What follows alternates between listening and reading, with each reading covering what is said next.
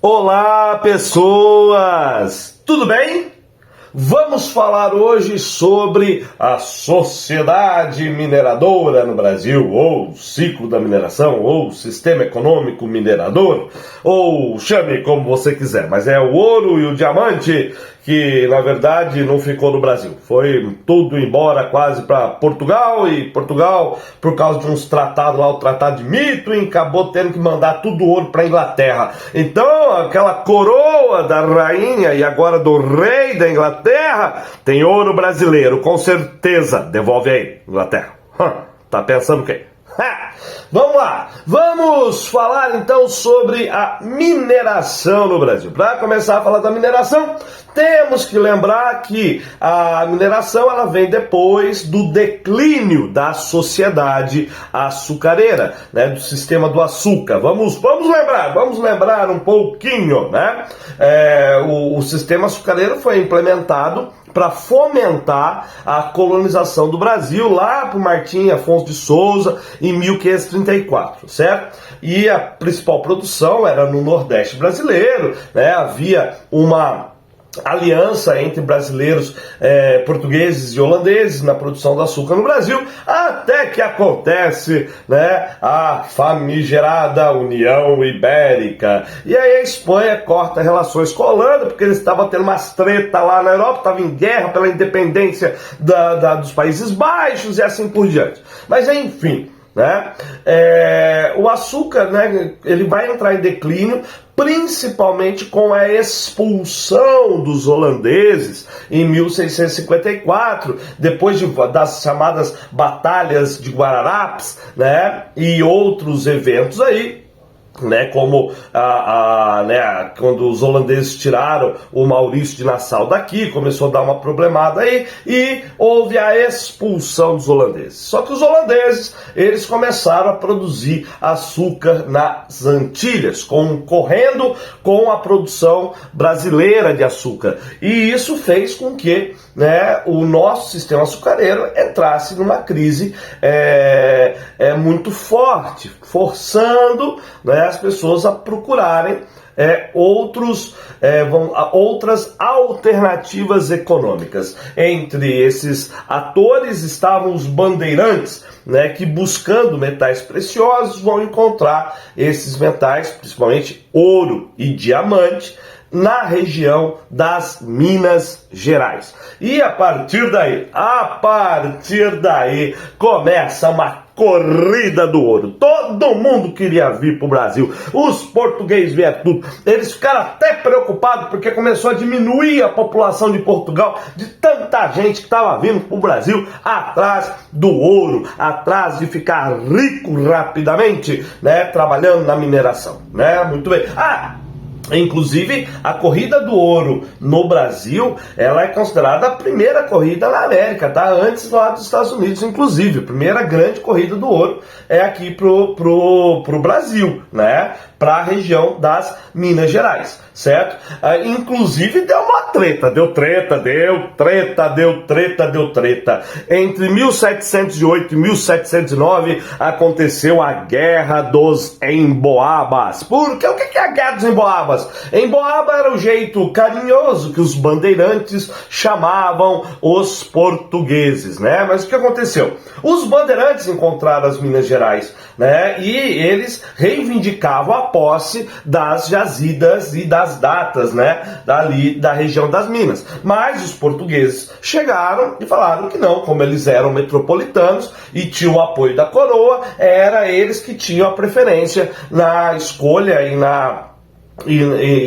na extração do ouro nas datas, né, tanto o ouro aluvional quanto o ouro de mina, eles que tinham que ter a preferência. Aí começou uma treta generalizada entre bandeirantes e portugueses, né, pela disputa das regiões auríferas, né, de 1708 a 1709, e acabou com a vitória dos portugueses, né, na verdade num episódio que ficou conhecido como Capão da Traição, né? Os portugueses simularam querer fazer uma aliança com as lideranças bandeirantes, atraíram eles para um capão, né? Que é uma área aberta, né, um descampado, e ali, né, eles tinham combinado de irem sem armas, mas os portugueses não cumpriram com essa parte e mataram as lideranças bandeirantes, né, e aí acabou mais ou menos a Guerra dos Emboabas. Também nesse processo haviam encontrado ouro na região de Goiás e na região do Mato Grosso, então isso fez com que os bandeirantes meio que se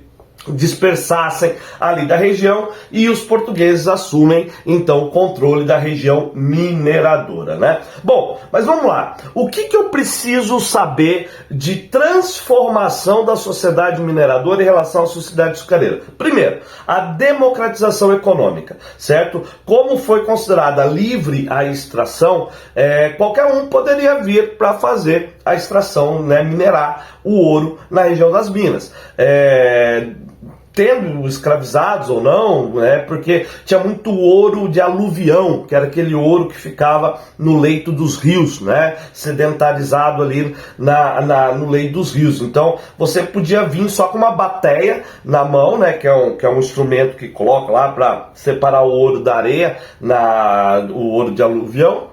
Então você não precisava ter muito investimento para se tornar um minerador. E também tinham aqueles que vinham com escravizados para trabalhar nas minas. Então houve uma democratização econômica e uma possibilidade de mobilidade social nesse sentido, porque a pessoa, se ela tivesse sorte e achasse uma boa quantidade de ouro, né, ela tinha uma ascensão social ali. Outra questão foi a urbanização, né, com essa vinda maciça de pessoas, e a região mineradora ela dependia de uma parte urbana para fundir o ouro e para fazer todas as questões burocráticas em relação ao ouro. Foram sendo criados os chamados arraiás, né, que vão dar origem a núcleos populacionais urbanizados, né, que vai então ter um surto de urbanização. Outra transformação, não precisa nem muito falar, é o aumento populacional, né? Houve um grande aumento populacional no Brasil nesse sentido. Outra questão também foi a integração nacional, porque na região das minas não era permitido ter outro tipo de atividade econômica a não ser o comércio, né? Então a região mineradora dependia da produção de outras regiões para se sustentar, e isso causou uma integração nacional e o desenvolvimento de uma arte, vamos dizer, não totalmente genuína, mas num formato genuíno, que é o barroco colonial ou o barroco mineiro, né, com grandes nomes aí como o do Aleijadinho e do mestre Ataíde, né? Nós vamos ter aí a formação de uma vertente do barroco caracterizada com elementos regionais e originais do Brasil, certo? Muito bem. E como que se deu a organização da sociedade mineradora? Então, primeiro, a gente tem que entender que houve, né, a criação de um regimento das minas, que eram as leis que iriam reger como isso ia acontecer, que eram implementadas pelas intendências das minas e realizadas em loco pelas casas de fundição. Então as casas de fundição, elas tinham como objetivo controlar a produção aurífera, organizar segundo a intendência e o regimento das minas e principalmente cobrar imposto. E o imposto, o principal imposto e fonte de arrecadação da coroa foi o chamado quinto, o quinto do ouro, que alguns chamavam de o quinto dos infernos. Com essa expressão, vá pro quinto dos infernos, tem a ver com o quinto do ouro. O quinto é um imposto sobre 20% de tudo que o minerador conseguia de ouro, ele tinha que deixar, né, como imposto para a coroa. E isso já era cobrado na casa de fundição. Você entregava o seu ouro para virar barra de ouro, e aí, né, ele já era retirado o quinto. Tanto o faiscador quanto os proprietários de datas e lavras faziam isso, né? O faiscador é o que extraía o ouro de aluvião, aquele com a bateiazinha, e tirava o ouro ali. tá? Além do quinto, a gente tinha a captação, que era um valor fixo cobrado pelo número de escravizados que eram utilizados, geralmente contava-se a cabeça, por isso que é captação, né, de per capita, a cabeça de escravos, estabelecia um valor fixo em ouro, em gramagem de ouro, para o imposto sobre esses escravizados. E nós tínhamos uma cobrança compulsória também, que era chamada de derrama.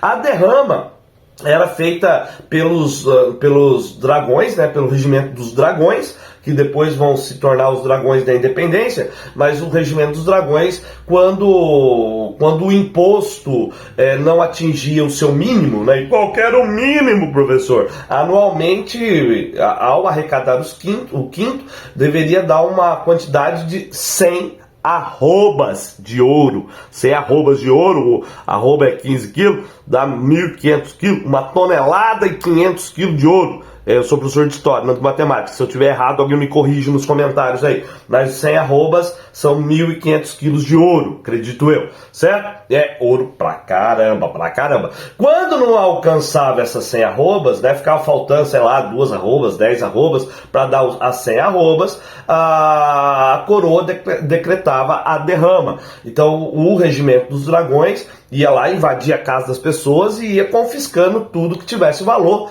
até dar o valor proporcional à quantidade que faltava em arrobas de ouro, né? O que gerou muita insatisfação, né, nesse sentido, tá? Inclusive, né, a Inconfidência Mineira, lá em 1789, ela estava programada para acontecer no dia da derrama, certo? Muito bem.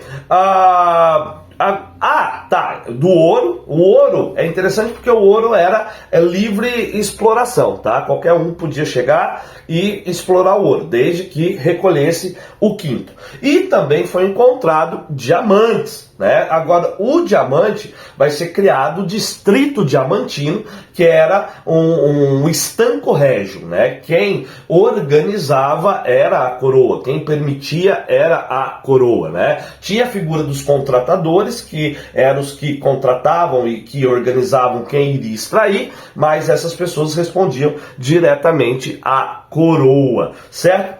Bom, e quando começou a se dar o declínio da produção aurífera e do diamante no Brasil, tá? Entre 1740 e 1770.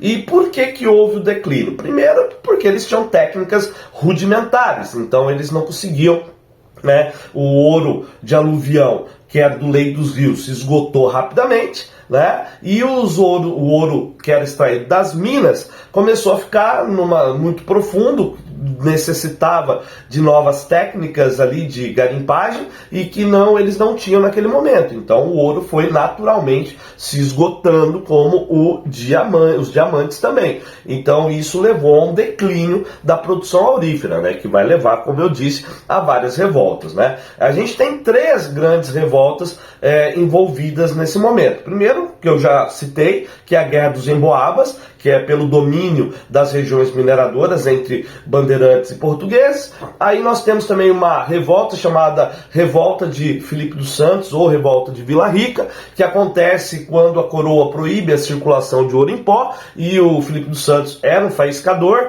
que vivia, né, do ouro em pó, então ele organiza uma manifestação contra a coroa para que ela retirasse essa norma, retirasse a proibição da circulação de ouro em pó. A coroa não fez isso e enforcou e esquartejou Filipe dos Santos. E a Inconfidência Mineira, né, com a questão do mártir do Tiradentes, né, que vai acontecer também só que a diferença do Filipe dos Santos para a Inconfidência Mineira é que a Filipe dos Santos é só reivindicatória, eles queriam uma mudança, eles não tinham uma ideia de emancipar, né, a região. Já a Inconfidência Mineira era uma revolta emancipacionista, certo? Queriam separar a região das Minas do restante do Brasil, certo? Bom, é isso, espero que tenham gostado, um resumo sobre a sociedade mineradora. Quem gostou, curte, comenta e compartilha. Valeu, pessoas! Até mais!